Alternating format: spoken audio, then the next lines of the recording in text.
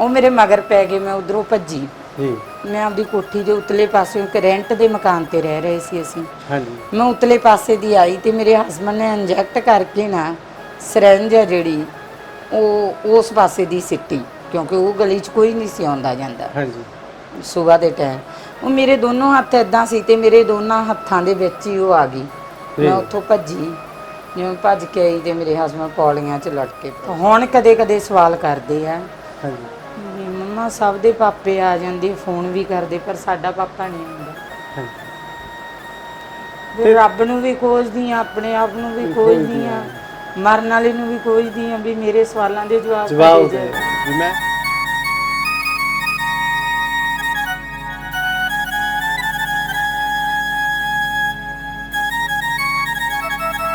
ਉਹਨਾਂ ਨੂੰ ਸ਼ਰਮ ਬਹੁਤ ਹੁੰਦੀ ਹੈ ਇਸ ਚੀਜ਼ ਦੀ। ਤੇ ਫਿਰ ਮੈਂ ਆਪਦੇ ਹਸਬੰਡ ਦੇ ਸਿਵੇਂ ਤੇ ਕਸਮ ਪਾਈ। ਮੈਂ ਕਿਹਾ ਵੀ ਮੈਂ ਤਾਂ ਇਹ ਦੁੱਖ ਝੱਲਿਆ, ਰੱਬ ਤਾਂ ਮੈਂ ਹੈ ਨਹੀਂ। ਮੈਨੂੰ ਅੱਜ ਵੀ ਯਾਦ ਆ ਵੀ ਮੈਂ ਉਦੋਂ ਬੇਹੋਸ਼ ਹੋ ਗਈ ਸੀ ਜਦੋਂ ਉਹਨੂੰ ਚਿਖਾ ਤੇ ਚੜਾਇਆ। ਤੇ ਮੈਂ ਫਿਰ ਜਦੋਂ ਆਪਣੇ ਆਪ ਨੂੰ ਚੇਂਜ ਕਰ ਲਿਆ, ਫਿਰ ਉਹੀ ਲੋਕ ਇਹ ਕਹਿਣ ਲੱਗ ਗਏ ਕਿ ਹਾਂ ਇਹ ਸਹੀ ਸੀ ਵੀ ਨਾ।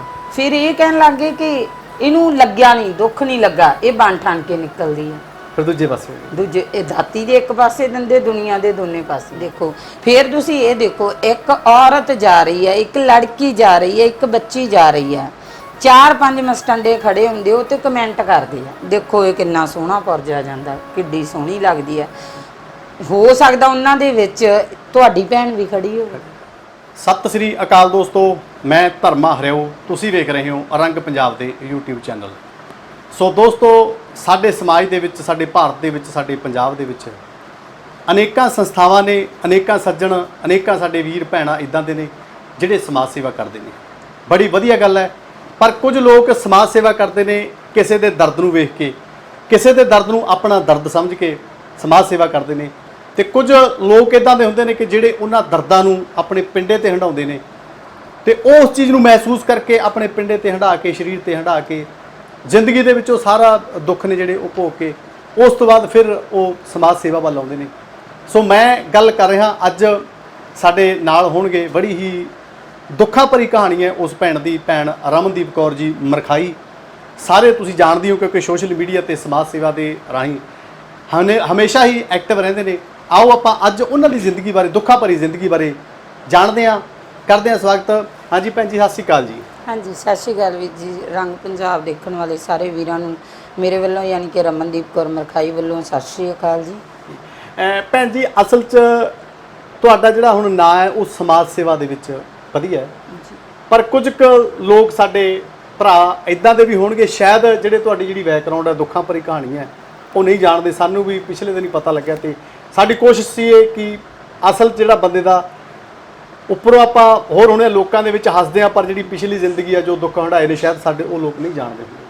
ਸੋ ਅਸਲ 'ਚ ਜਿਹੜੀ ਤੁਹਾਡੇ ਦੁੱਖਾਂ ਦੀ ਕਹਾਣੀ ਹੈ ਇਹ ਕਿੱਥੋਂ ਸ਼ੁਰੂ ਹੁੰਦੀ ਹੈ? ਕਿਉਂਕਿ ਜਦੋਂ ਤੁਹਾਡੀ ਮੈਰਿਜ ਹੋਈ ਉਸ ਤੋਂ ਬਾਅਦ ਡਿਵੋਰਸ ਹੋ ਜਾਂਦਾ ਹੈ, ਉਸ ਤੋਂ ਬਾਅਦ ਦੁਬਾਰਾ ਮੈਰਿਜ ਹੁੰਦੀ ਹੈ ਤੇ ਫਿਰ ਉਹ ਚਿੱਟੇ ਦੀ ਭੇਟ ਚੜ੍ਹ ਜਾਂਦੇ ਨੇ। ਅਨੇਕਾਂ ਦੁੱਖ ਨੇ ਜਿਹੜੇ ਤੁਸੀਂ ਪਿੰਡੇ ਤੇ ਹੰਢਾਏ ਨੇ। ਇਹ ਕਹਾਣੀ ਅਸਲ ਦੇ ਵਿੱਚ ਸ਼ੁਰੂ ਕਿੱਥੋਂ ਹੁੰਦੀ ਹੈ? ਦੇਖੋ ਜੀ, ਸਿਆਣੇ ਕਹਿੰਦੇ ਆ ਨਾ, ਇੱਕ ਯੋਕਰ ਹੁੰਦਾ ਤੇ ਉਹ ਸਾਰੀ ਦੁਨੀਆ ਨੂੰ ਹਸਾਉਂਦਾ, ਪਰ ਜਦੋਂ ਉਹ ਆਪਣੀ ਨਿੱਜੀ ਜ਼ਿੰਦਗੀ 'ਚ ਝਾਤ ਮਾਰਦਾ ਤਾਂ ਉਹ ਅੰਦਰੋਂ ਖਾਕ ਹੋਇਆ ਹੁੰਦਾ। ਬਿਲਕੁਲ ਸੇਮ ਮੈਂ ਕੰਪੈਰੀਜ਼ਨ ਆਪਦਾ ਉਸ ਲਾਈਫ ਨਾਲ ਕਰੂੰਗੀ, ਉਸ ਜੌਂਕਰ ਦੀ ਲਾਈਫ ਨਾਲ ਕਰੂੰਗੀ, ਕਿਉਂਕਿ ਮੈਂ ਬਚਪਨ ਤੋਂ ਲੈ ਕੇ ਮੇਰੀ 34 ਸਾਲ ਦੀ ਏਜ ਹੋ ਚੱਲੀ ਆ ਤੇ ਮੈਂ ਇੱਕ ਵੀ ਦਿਨ ਸੁੱਖ ਦਾ ਨਹੀਂ ਦੇਖਿਆ।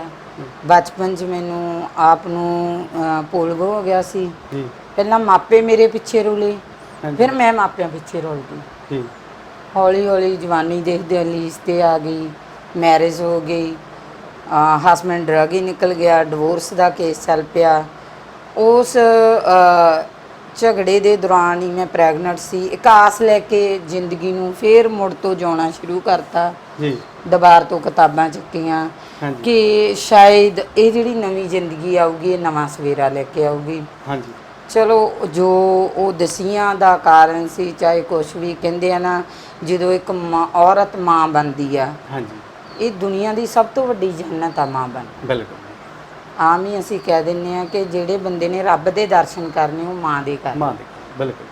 ਕਿਉਂਕਿ ਔਰਤ ਇੱਕ ਆਪਦੇ ਚੋਂ ਨਵੀਂ ਜ਼ਿੰਦਗੀ ਜਿਹੜੀ ਪੈਦਾ ਕਰਦੀ ਆ, ਹਾਂਜੀ ਉਹ ਕਿਸੇ ਰੱਬ ਨਾਲੋਂ ਘੱਟ ਨਹੀਂ। ਬਿਲਕੁਲ। ਤੇ ਇੱਕ ਆਸ ਸੀ ਮਨ ਦੇ ਵਿੱਚ, ਹੈ ਨਾ। ਹਾਂਜੀ ਬੱਚਾ ਸੀ ਜਿਹੜਾ, ਕਹਿੰਦੇ ਵੀ ਉਸ ਟਾਈਮ ਤੇ ਜਦੋਂ ਔਰਤ ਗਰਭਵਤੀ ਹੁੰਦੀ ਆ ਤਾਂ ਉਹਨੂੰ ਕਿਸੇ ਤਰ੍ਹਾਂ ਦਾ ਜਿਹੜਾ ਟਰਸਟ ਨਹੀਂ ਚਾਹੀਦਾ, ਜਾਂ ਕਿਸੇ ਵੀ ਤਰ੍ਹਾਂ ਦਾ ਉਹਦੇ ਤੇ ਮੈਂਟਲੀ ਤੌਰ ਤੇ ਉਹਨੂੰ ਹਰਾਸਮੈਂਟ ਨਹੀਂ ਕੀਤਾ ਜਾਣਾ ਚਾਹੀਦਾ, ਬਿਲਕੁਲ। ਕਿਉਂਕਿ ਜਿਸ ਤਰ੍ਹਾਂ ਦੇ ਮਾਹੌਲ 'ਚ ਔਰਤ ਰਹੂਗੀ ਉਸੇ ਤਰ੍ਹਾਂ ਦਾ ਉਹਦਾ ਬੱਚਾ ਪੈਦਾ ਹੋਊਗਾ। ਬਿਲਕੁਲ ਜੀ। ਜਿਸ ਟਾਈਮ ਮੈਂ ਪ੍ਰੈਗਨੈਂਟ ਸੀ ਉਸ ਟਾਈਮ ਬਹੁਤ ਸਾਰੀਆਂ ਮੁਸੀਬਤਾਂ ਦਾ ਮੈਂ ਸਾਹਮਣਾ ਕੀਤਾ ਜੀ। ਬਹੁਤ ਦੁੱਖ ਵੀ ਝੱਲੇ। ਹਾਂਜੀ। ਇਹ ਉਹਨਾਂ ਦਾ ਨਤੀਜਾ ਇਹ ਨਿਕਲਿਆ ਕਿ ਮੇਰਾ ਬੱਚਾ ਜਿਹੜਾ ਉਹ ਮੰਦਬੁੱਧੀ ਪੈਦਾ ਹੋਇਆ। ਨਾ ਅੱਖਾਂ ਤੋਂ ਦੀਂਦਾ ਸੀ, ਨਾ ਕੰਨਾਂ ਤੋਂ ਸੁਣਦਾ ਸੀ, ਨਾ ਬੋਲ ਸਕਦਾ ਸੀ। ਹਾਂਜੀ 6 ਸਾਲ ਦਾ ਹੋ ਕੇ ਉਹਦੀ ਮੌਤ ਹੋ ਗਈ। ਕਹਿੰਦੇ ਔਰਤ ਨੂੰ ਇੱਕ ਦੁੱਖ ਲੈ ਕੇ ਜਾਂਦਾ, ਜਾਂ ਮਾਪਿਆਂ ਦਾ ਤੇ ਜਾਂ ਢਿੱਡ ਦਾ। ਬਿਲਕੁਲ।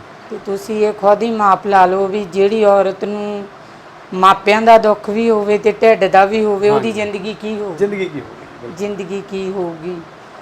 ਚਲੋ ਵਾਹਿਗੁਰੂ ਦਾ ਭਾਣਾ ਮੰਨਿਆ, ਉਹਦੇ ਭਾਣੇ ਦੇ ਵਿੱਚ ਰਹਿ ਕੇ ਬਸ ਇੱਕ ਅਰਦਾਸ ਸੀ ਮਨ ਦੀ ਵੀ ਮਾਲਕਾ ਜਿਹੜਾ ਤੂੰ ਬੱਚਾ ਲੈ ਕੇ ਗਿਆ ਉਹ ਕਿਸੇ ਤਰੀਕੇ ਦੁਬਾਰਾ ਮੇਰੀ ਬੁੱਕਲ 'ਚ ਆ ਜੀ। ਹਾਂਜੀ। ਦਿੱਤਾ ਵੀ ਅਕਾਲ ਪੁਰਖ ਵਾਹਿਗੁਰੂ ਨੇ। ਹਾਂਜੀ। ਇਹ ਮੇਰੀ ਜ਼ਿੰਦਗੀ ਦੀ ਸਭ ਤੋਂ ਵੱਡੀ ਖੁਸ਼ੀ ਆ। ਹਾਂਜੀ। ਕਹਿੰਦੇ ਪੁੱਤ ਭਾਲਣ ਗਈਆਂ ਮਾਵਾਂ ਬੁੱਢੀਆਂ ਹੋ ਜਾਂਦੀਆਂ। ਹਾਂਜੀ। ਹੀਰੇ ਗਵਾਚੇ ਲਾਲ ਕਦੇ ਲੱਭਦੇ ਨਹੀਂ। ਲੱਭਦੇ। ਅਕਸਰ ਹੀ ਮੈਂ ਮਲਾਹ ਦਾ ਗੀਤ ਸੁਣਦੀ ਹੁੰਦੀ ਸੀ, ਛੱਲਾ ਨੌ ਨੌ ਖੇਵੇ ਪੁੱਤਰ ਮਿੱਠੜੇ ਮੇਵੇ। ਉਦੋਂ ਮੇਰੇ ਅੰਦਰੋਂ ਇੱਕ ਵਿਰਾਗ ਜਾਗਣਾ ਵੀ ਮੇਰਾ ਪੁੱਤ ਵੀ ਅੱਜ ਐਡਾ ਹੋ ਜਾਂਦਾ, ਅੱਜ ਐਡਾ ਹੋ ਜਾਂਦਾ, ਪਰ ਮਾਲਕ ਨੇ ਮੈਨੂੰ ਉਹੀ ਬੱਚਾ ਦੁਬਾਰਾ ਬਖਸ਼ਿਆ। ਹਾਂਜੀ। ਸੋਚਿਆ ਸੀ ਸ਼ਾਇਦ ਜ਼ਿੰਦਗੀ ਦੇ ਵਿੱਚ ਦੁੱਖਾਂ ਦਾ ਤੂਫਾਨ ਆ ਜਿਹੜਾ ਹੁਣ ਰੁਕੂਗਾ, ਪਰ ਨਹੀਂ। ਇਹ ਨਹੀਂ ਸੀ ਪਤਾ ਵੀ ਜ਼ਿੰਦਗੀ 'ਚ ਉਦੋਂ ਵੀ ਵੱਡਾ ਤੂਫਾਨ ਆਊਗਾ। ਸੈਕਿੰਡ ਮੈਰਿਜ ਹੋਈ। ਹਾਂਜੀ। ਹਸਬੈਂਡ ਉਹ ਵੀ ਡਰੱਗ ਅਫੈਕਟਡ ਸੀ ਜੀ। ਜ਼ਿੰਦਗੀ ਇਸ ਤਰੀਕੇ ਨਾਲ ਜਿਉਣੀ ਸ਼ੁਰੂ ਕਰਤੀ ਵੀ ਸਾਡਾ ਸਮਾਜ ਆ ਜਿਹੜਾ ਇਹ ਬਹੁਤ ਰੰਗੀ ਆ। ਬਿਲਕੁਲ ਜੀ। ਜਦੋਂ ਤੁਹਾਡੀ ਸੈਕਿੰਡ ਮੈਰਿਜ ਹੋਈ ਹੈ ਜੀ ਉਹਦੇ ਬਾਰੇ ਪਤਾ ਲੱਗਿਆ ਸੀਗਾ ਵੀ ਉਹ ਚਿੱਟੇ ਨਾਲ ਉਹਨਾਂ ਦੀ ਡੈਥ ਹੋਈ ਸੀ ਜੀ। ਤੇ ਕੀ ਤੁਹਾਨੂੰ ਪਹਿਲਾਂ ਦੱਸਿਆ ਨਹੀਂ ਸੀ, ਜਾਂ ਤੁਹਾਨੂੰ ਪਤਾ ਸੀ ਉਹਦੇ ਬਾਰੇ, ਜਾਂ ਬਾਅਦ ਦੇ ਵਿੱਚ ਨਸ਼ੇ ਕਰਨ ਲੱਗੇ ਸੀ? ਦੇਖੋ ਜੀ, ਕੋਈ ਵੀ ਇਨਸਾਨ ਆ ਰਸਤੇ 'ਚ ਖੂਬ ਪੱਟਿਆ, ਹੁਣ ਉੱਤੋਂ ਰਸਤਾ ਪਲੇਨ ਆ ਤੇ ਆਪਾਂ ਤਾਂ ਪਲੇਨ ਰਸਤਾ ਸਮਝ ਕੇ ਤੁਰਾਂਗੇ ਨਾ। ਤੇ ਜੇ ਰਸਤੇ 'ਚ ਖੂਹ ਆ, ਜੇ ਡਿੱਗ ਕੇ ਪਤਾ ਲੱਗਿਆ ਤਾਂ ਕੀ ਲੱਗਿਆ? ਜਦੋਂ ਇੱਕ ਔਰਤ ਦੀ ਮੈਰਿਜ ਹੋ ਜਾਂਦੀ ਆ, ਆਫਟਰ ਮੈਰਿਜ ਉਹਨੂੰ ਪਤਾ ਲੱਗਦਾ ਤਾਂ ਉਹਨੂੰ ਕੰਪੈਰੀਜ਼ਨ ਕਰਨਾ ਬਹੁਤ ਡਿਫਿਕਲਟ ਹੋ ਜਾਂਦਾ। ਹਾਂਜੀ। ਬਹੁਤ ਔਖਾ ਹੋ ਜਾਂਦਾ ਉਸ ਔਰਤ ਲਈ, ਕਿਉਂਕਿ ਮੇਰੇ ਜਿਹੜੇ ਸੈਕਿੰਡ ਹਸਬੈਂਡ ਸੀ ਨਾ, ਉਹਨਾਂ ਦੀ ਇੱਕ ਕੁਆਲਿਟੀ ਸੀ, ਉਹ ਚਾਹੇ ਕਿੰਨਾ ਵੀ ਨਸ਼ਾ ਕਰ ਲੈਂਦੇ ਪਰ ਉਹ ਪਤਾ ਕੀ ਕਰਦੇ ਸੀ? ਹਾਂਜੀ। ਉਹ ਨਸ਼ਾ ਆਪਦਾ ਬਾਹਰ ਉਤਾਰ ਕੇ ਆਉਂਦੇ ਸੀ। ਜੀ। ਮੈਨੂੰ ਕਦੇ ਫੀਲ ਨਹੀਂ ਸੀ ਹੋਣ ਦਿੱਤਾ ਉਹਨਾਂ ਨੇ। ਜੀ। ਤੇ ਜੇ ਕਦੇ ਮੈਂ ਕਹਿਣਾ ਵੀ ਲੋਕ ਆਹ ਗੱਲ ਕਹਿੰਦੇ ਆ ਤੁਹਾਡੇ ਬਾਰੇ, ਉਹਨੇ ਕਹਿਣਾ ਤੈਨੂੰ ਮੇਰੇ ਤੇ ਯਕੀਨ ਨਹੀਂ, ਤੈਨੂੰ ਲੋਕਾਂ ਤੇ ਯਕੀਨ ਆ। ਤੇ ਔਰਤ ਹਮੇਸ਼ਾ ਵਾਸਤੇ ਟੁੱਟਦੀ ਉਦੋਂ ਆ ਕਿਉਂਕਿ ਉਹ ਦੋ ਚੱਕੀ ਦੇ ਪੁੜਾਂ 'ਚ ਆ ਜਾਂਦੀ ਹੈ। ਜੇ ਤਾਂ ਉਹ ਹਸਬੈਂਡ ਤੇ ਯਕੀਨ ਨਹੀਂ ਕਰਦੀ, ਉਹ ਤਾਂ ਵੀ ਮਰਦੀ ਹੈ, ਕਿਉਂਕਿ ਉਹਦੀ ਜ਼ਿੰਦਗੀ ਦਾ ਇੱਕ ਨਿਖੜਵਾਂ ਅੰਗ ਆ। ਇੱਕ ਗੱਡੀ ਦੇ ਦੋ ਪਹੀਏ ਆ, ਹੈ ਨਾ। ਜੇ ਇੱਕ ਵੀ ਪਹੀਆ ਮਿਸ ਹੋ ਜੇ ਤਾਂ ਗੱਡੀ ਚੱਲਣੀ ਬਹੁਤ ਔਖੀ ਹੋ ਜਾਂਦੀ ਹੈ। ਪਰ ਜੇ ਉਹ ਸਮਾਜ ਵੱਲ ਵੇਂਦੀ ਆ ਤਾਂ ਆਂਦੇ ਹੁੰਦੇ ਆ ਨਾ, ਧੂਆਂ ਤਾਂ ਉੱਥੇ ਉੱਠੂ ਜਿੱਥੇ ਅੱਗ ਬਲ ਕੇ ਹਟੀ ਹੋਊ। ਹਾਂਜੀ। ਤੇ ਫਿਰ ਇੱਕ ਦਿਨ ਮੈਨੂੰ ਯਾਦ ਆ, ਮੈਂ ਗੁਰਦੁਆਰਾ ਟੁੱਟੀ ਗੰਢੀ ਸਾਹਿਬ ਗਈ।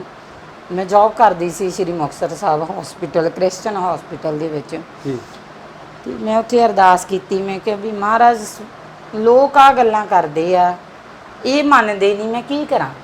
ਮੈਨੂੰ ਕੋਈ ਰਾਹ ਦੇ, ਮੈਂ ਤੇਰੇ ਦਰ ਤੇ ਰੋਜ਼ ਆਉਂਦੀ ਹਾਂ, ਮੈਨੂੰ ਕੋਈ ਰਸਤਾ ਵਿਖਾ। ਮੇਰੇ ਵਾਹਿਗੁਰੂ ਨੇ, ਅਕਾਲ ਪੁਰਖ ਨੇ, ਸਭ ਤੋਂ ਪਹਿਲਾਂ ਤਾਂ ਮੈਂ ਲੋਕਾਂ ਨੂੰ ਇਹ ਕਹਿੰਦੀ ਹਾਂ, ਜਿਹੜੇ ਗੁਰੂ ਨੂੰ, ਜਿਹੜੇ ਧਰਮ ਨੂੰ ਮੰਨਦੇ ਹੋ ਉਹ 'ਚ ਬਿਲੀਵ ਕਰੋ। ਉਹ ਤੁਹਾਨੂੰ ਅਨੁਭਵ ਵੀ ਹੋਊਗਾ, ਤੁਹਾਡੀ ਗੱਲ ਵੀ ਸੁਣੂਗਾ, ਤੁਹਾਨੂੰ ਪ੍ਰਤੱਖ ਦਿਸੂਗਾ ਵੀ। ਤੇ ਮੈਂ ਗੁਰੂ ਸ਼ਬਦ 'ਚੋਂ ਇਹ ਚੀਜ਼ ਨੂੰ ਦੇਖਿਆ, ਬੜੇ ਨੇੜੇ ਤੋਂ ਹੋ ਕੇ ਮੈਂ ਗੁਰੂ ਗ੍ਰੰਥ ਸਾਹਿਬ ਤੋਂ ਇਹ ਚੀਜ਼ ਨੂੰ ਜਾਣਿਆ। ਨਿੱਤ ਦੀ ਤਰ੍ਹਾਂ ਮੈਂ ਧੁਆਈ ਦੀ ਸੇਵਾ 'ਤੇ ਜਾਂਦੀ ਸੀ। ਸੁਬਾਹ 2-2:30 ਵਜੇ ਇਸ਼ਨਾਨ ਕਰਕੇ ਮੈਂ ਗੁਰੂ ਘਰ ਚਲੀ ਜਾਣਾ। ਤੇ ਉਸ ਦਿਨ ਵੀ ਮੈਂ ਚੱਲੀ ਤੇ ਮੇਰੀ ਇੱਕ ਆਦਤ ਸੀ, ਮੈਂ ਕਹਿੰਦੀ ਸੀ ਵੀ ਮਾਲਕ ਦੇ ਘਰੋਂ ਮੰਗਣਾ ਨਾ ਤੇ ਨੀਵੇਂ ਹੋ ਕੇ ਮੰਗੋ। ਤੇ ਹਮੇਸ਼ਾ ਮੈਂ ਦੋਨੇ ਹੱਥ ਇੱਦਾਂ ਕਰਕੇ ਜਾਂਦੀ ਸੀ। ਉਸ ਦਿਨ ਵੀ ਮੈਂ ਬੜਾ ਕਲਪੀ, ਕਿਉਂਕਿ ਮੇਰੇ ਘਰ ਲਾਂਭਾ ਆਇਆ ਸੀਗਾ। ਕਲਪੀ ਬਹੁਤ, ਮਨ ਨੂੰ ਬਹੁਤ ਕਲਪਨਾ ਸੀ। ਤੇ ਉਸ ਦਿਨ ਅਰਦਾਸ ਵੀ ਇੱਕ ਹੀ ਸੀ ਵੀ ਸੱਚੇ ਪਾਤਸ਼ਾਹ ਤੂੰ ਕਿਵੇਂ ਨਾ ਕਿਵੇਂ ਸੱਚ ਸਾਹਮਣੇ ਲਿਆ ਦੇ। ਜੇ ਤਾਂ ਦੁਨੀਆ ਝੂਠੀ ਆ ਤਾਂ ਉਹਦੇ ਮੂੰਹ ਬੰਦ ਕਰ ਦੇ, ਜੇ ਇਹ ਝੂਠਾ ਤਾਂ ਮੇਰੇ ਸਾਹਮਣੇ ਆ ਜੇ। ਜਦੋਂ ਵੀ ਜੀ ਮੈਂ ਘਰ ਤੋਂ ਨਿਕਲੀ ਤਾਂ ਛੋਟੇ ਤਲਾਬ ਵੱਲ ਦੀ ਮੈਂ ਜਾ ਰਹੀ, ਉੱਥੇ ਸਾਨ ਪੀੜੀ ਜਾਣ ਢੱਠੇ, ਉਹ ਮੇਰੇ ਮਗਰ ਪੈ ਗਏ। ਮੈਂ ਉਧਰੋਂ ਭੱਜੀ। ਮੈਂ ਆਪਦੀ ਕੋਠੀ ਦੇ ਉਤਲੇ ਪਾਸੇ, ਇੱਕ ਰੈਂਟ ਦੇ ਮਕਾਨ ਤੇ ਰਹਿ ਰਹੇ ਸੀ ਅਸੀਂ। ਮੈਂ ਉਤਲੇ ਪਾਸੇ ਦੀ ਆਈ ਤੇ ਮੇਰੇ ਹਸਬੰਡ ਨੇ ਇੰਜੈਕਟ ਕਰਕੇ ਨਾ ਸਿਰੰਜ ਆ ਜਿਹੜੀ ਉਹ ਉਸ ਪਾਸੇ ਦੀ ਸਿੱਟੀ, ਕਿਉਂਕਿ ਉਹ ਗਲੀ 'ਚ ਕੋਈ ਨਹੀਂ ਸੀ ਆਉਂਦਾ ਜਾਂਦਾ ਸਵੇਰ ਦੇ ਟਾਈਮ। ਉਹ ਮੇਰੇ ਦੋਨੋਂ ਹੱਥ ਇਦਾਂ ਸੀ ਤੇ ਮੇਰੇ ਦੋਨਾਂ ਹੱਥਾਂ ਦੇ ਵਿੱਚ ਹੀ ਉਹ ਆ ਗਈ। ਮੈਂ ਉੱਥੋਂ ਭੱਜੀ।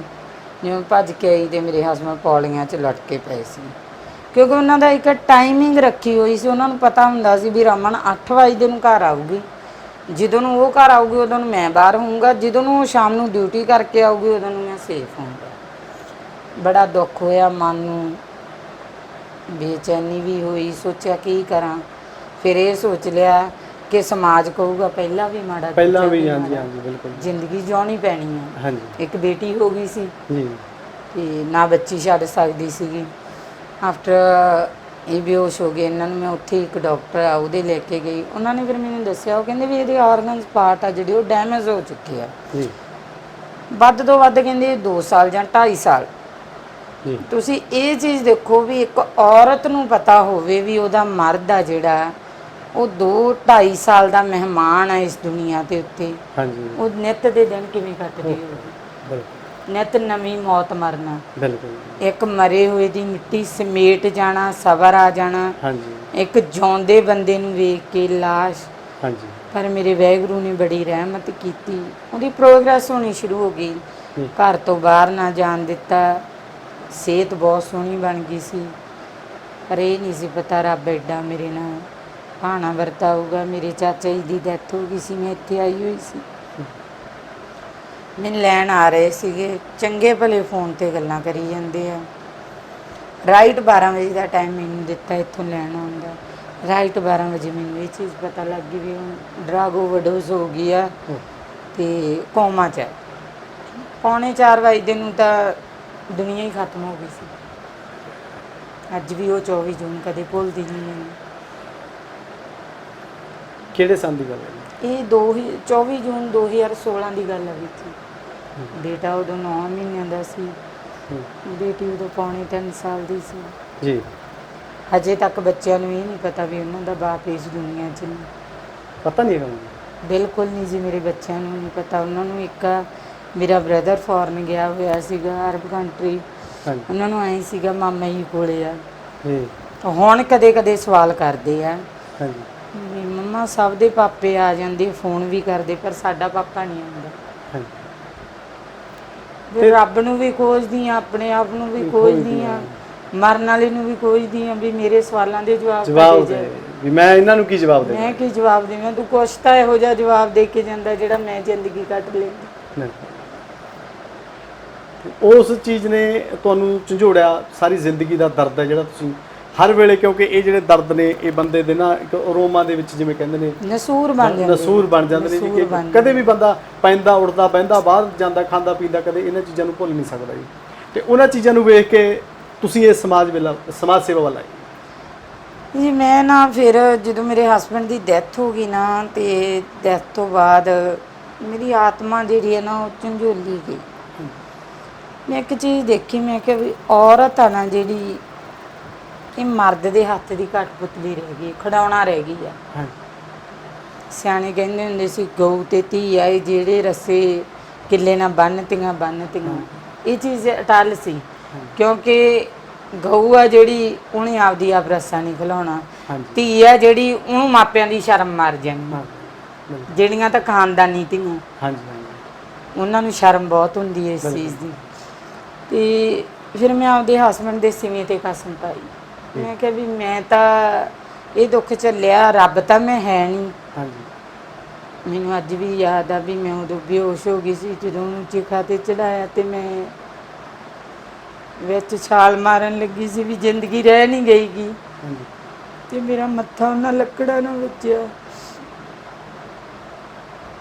ਉੱਥੇ ਰੌਲਾ ਪੈ ਗਿਆ, ਫਿਰ ਸੁਰਤ ਨਹੀਂ। ਪਰ ਮੈਂ ਉੱਥੇ ਇੱਕ ਕਸਮ ਪਾਈ ਸੀ ਕਿ ਮੈਂ ਜਿੰਨਾ ਚਿਰ ਮੇਰੀ ਜ਼ਿੰਦਗੀ ਰਹੀ ਮੈਂ ਲੜੂੰਗੀ, ਇਹ ਸਮਾਜ ਦੇ ਦੁਸ਼ਮਣਾਂ ਨਾਲ ਮੈਂ ਲੜਾਈ ਲੜੂੰਗੀ। ਫਿਰ ਵੀ ਜੀ ਉਸ ਦਿਨ ਤੋਂ ਬਾਅਦ ਮੈਂ ਦਿਨ ਰਾਤ ਇੱਕ ਕਰਤੀ। ਤੁਹਾਨੂੰ ਪਰਿਵਾਰ ਨੇ, ਮਾਤਾ ਪਿਤਾ ਨੇ, ਰਿਸ਼ਤੇਦਾਰਾਂ ਨੇ ਜਾਂ ਇਸ ਚੀਜ਼ ਵਾਸਤੇ ਨਹੀਂ ਕਿਹਾ ਵੀ ਤੁਹਾਡੀ ਉਮਰ ਕਾਫੀ ਪਈ ਹੈ ਵੀ ਆਪਾਂ ਤੁਹਾਡੀ ਮੈਰਿਜ ਕਰ ਦਿੰਦੇ ਹਾਂ? ਹਾਂਜੀ ਵੀਰ ਜੀ, ਇਹ ਅਕਸਰ ਹੀ ਇਹ ਗੱਲਾਂ ਭੋਗ ਤੇ ਹੀ ਸ਼ੁਰੂ ਹੋ ਜਾਂਦੀਆਂ। ਹਾਂਜੀ। ਕਿਉਂਕਿ ਦੇਖੋ ਕਿਸੇ ਨੂੰ ਉਹ ਦੁੱਖ ਨਜ਼ਰ ਨਹੀਂ ਆਉਂਦਾ ਹੁੰਦਾ, ਬਾਅਦ 'ਚ ਇਹ ਚੀਜ਼ਾਂ ਸਿਆਸਤ ਚੱਲ ਪੈਂਦੀ ਹੈ। ਹਾਂਜੀ। ਬਥੇਰੇ ਲੋਕਾਂ ਨੇ ਇਹ ਚੀਜ਼ਾਂ ਵੀ ਕਹੀਆਂ। ਆਫਟਰ ਹਸਬੈਂਡ ਦੀ ਡੈਥ ਤੋਂ ਬਾਅਦ, ਜਦੋਂ ਭੋਗ ਤੋਂ ਬਾਅਦ ਮੇਰੇ ਡੈਡ ਮੈਨੂੰ ਲੈ ਆਏ, ਇੱਥੇ ਲੈ ਆਏ, ਬਹੁਤ ਜਾਣਿਆਂ ਨੇ ਇਤਰਾਜ਼ ਵੀ ਕੀਤਾ ਵੀ ਤੁਸੀਂ ਇੱਥੇ ਲੈ ਆਏ ਆ, ਤੁਸੀਂ ਉੱਥੇ ਕਿਉਂ ਨਹੀਂ ਛੱਡੀ, ਤੁਸੀਂ ਕੀ ਕਰੋਗੇ, ਆਪਦਾ ਘਰ ਮਸਾਂ ਚੱਲਦਾ, ਤਰ੍ਹਾਂ ਤਰ੍ਹਾਂ ਦੇ ਸਵਾਲਬਾਜ਼ੀਆਂ। ਫਿਰ ਸਵਾਲਬਾਜ਼ੀਆਂ ਇਹ ਹੋਣ ਲੱਗ ਗਈਆਂ ਵੀ ਇਹਨੂੰ ਵੱਖਰੀ ਲੱਗੀ ਆ, ਦੁਨੀਆ ਦੇ ਕਿਹੜਾ ਲੋਕਾਂ ਦੇ ਘਰ ਵਾਲੇ ਨਹੀਂ ਮਰਦੇ, ਸਾਰਿਆਂ ਨਾਲ ਹੀ ਬਣਦੀ ਹੈ ਤਾਂ ਚੱਲਦੀ ਆ। ਹਾਂ, ਇਹ ਪਾਗਲਪਨ ਕਰਦੀ ਆ, ਇਹ ਨਹਾਉਂਦੀ ਨਹੀਂ ਧੋਂਦੀ ਨਹੀਂ, ਸਿਰ ਪਰ ਨਹੀਂ ਵਾਹੁੰਦੀ ਗੀ। ਫਿਰ ਜਦੋਂ ਆਪਣੇ ਆਪ ਨੂੰ ਚੇਂਜ ਕਰ ਲਿਆ, ਫਿਰ ਉਹੀ ਲੋਕ ਇਹ ਕਹਿਣ ਲੱਗ ਗਏ ਕਿ ਹਾਂ ਇਹ ਸਹੀ ਸੀ ਵੀ ਨਾ, ਫਿਰ ਇਹ ਕਹਿਣ ਲੱਗ ਗਏ ਕਿ ਇਹਨੂੰ ਲੱਗਿਆ ਨਹੀਂ, ਦੁੱਖ ਨਹੀਂ ਲੱਗਾ, ਇਹ ਬਣ ਠਣ ਕੇ ਨਿਕਲਦੀ ਆ। ਫਿਰ ਦੂਜੇ ਪਾਸੇ ਦੂਜੇ ਇਹ ਦਾਤੀ ਦੇ ਇੱਕ ਪਾਸੇ ਦਿੰਦੇ, ਦੁਨੀਆ ਦੇ ਦੋਨੇ ਪਾਸੇ ਆ। ਹਾਂਜੀ। ਇਹ ਗੱਲਾਂ ਵੀ ਕਿੰਨਾ ਲੋਕਾਂ ਨੇ ਕੀਤਾ। ਅੱਜ ਜਿਹੜੇ ਮੇਰੇ ਰਿਸ਼ਤੇਦਾਰ ਉੱਠ ਕੇ ਮੈਨੂੰ ਇਹ ਬਲੇਮ ਕਰਦੇ ਆ ਨਾ ਕਿ ਰਮਨਦੀਪ ਕੌਰ ਚਾਕੜ ਪੈ ਗਈ ਆ, ਇਹ ਰਿਸ਼ਤੇਦਾਰਾਂ ਦੇ ਘੱਟ ਆਉਂਦੀ ਜਾਂਦੀ ਆ, ਉਹਨਾਂ ਲੋਕਾਂ ਨੇ ਸਭ ਤੋਂ ਪਹਿਲਾਂ ਮੇਰੇ ਤੇ ਤਾਨੇ ਕੱਸੇ ਸੀ। ਜ਼ਖਮਾਂ ਨਾ ਕਹਿੰਦੇ ਤਲਵਾਰ ਦੇ ਫੱਟ ਮਿਲ ਜਾਂਦੇ ਆ, ਜ਼ਬਾਨ ਦੇ ਫੱਟ ਭਰਨੇ ਬਹੁਤ ਔਖੇ ਹੁੰਦੇ ਆ ਨਾ। ਬੋਲ ਤਾਨਾ ਚੱਲਣਾ ਜਿਹੜਾ ਬਹੁਤ। ਤੇ ਮੈਂ ਤਾਂ ਇਹ ਵੀ ਨਹੀਂ ਕਹਿ ਸਕਦੀ ਵੀ ਰੱਬ ਮੇਰੇ ਅਰਗੇ ਕਰ ਦੇਵੇ, ਕਿਉਂ ਜਿਹੜਾ ਸੰਤਾਪ ਮੈਂ ਭੋਗਿਆ, ਮੈਂ ਨਹੀਂ ਚਾਹੁੰਦੀ ਕਿਸੇ ਦੀ ਧੀ ਭੋਗੇ। ਬਿਲਕੁਲ। ਫਿਰ ਕਿਸੇ ਦੀ ਔਲਾਦ ਦਾ ਕੀ ਕਸੂਰ ਆ, ਉਹਨਾਂ ਦੇ ਮੇਰੇ 'ਚ ਫਰਕ ਹੀ ਰਹਿ ਗਿਆ। ਬਿਲਕੁਲ। ਫਿਰ ਸਾਡੇ 'ਚ ਤਾਂ ਕੋਈ ਫਰਕ ਨਹੀਂ ਨਾ ਰਹਿ ਗਿਆ। ਹਾਂਜੀ। ਤੇ ਸੋ ਹਾਂ, ਮੇਰੀ ਲੋਕਾਂ ਨੇ ਬਹੁਤ ਸਪੋਰਟ ਕੀਤੀ, ਮੇਰੇ ਫਰੈਂਡ ਸਰਕਲ ਨੇ ਮੇਰੀ ਸਪੋਰਟ ਬਹੁਤ ਜ਼ਿਆਦਾ ਕੀਤੀ। ਸਭ ਤੋਂ ਵੱਧ ਮੇਰੀ ਸਪੋਰਟ ਮੇਰੇ ਬਾਪ ਨੇ ਕੀਤੀ, ਅੱਜ ਵੀ ਕਰ ਰਿਹਾ।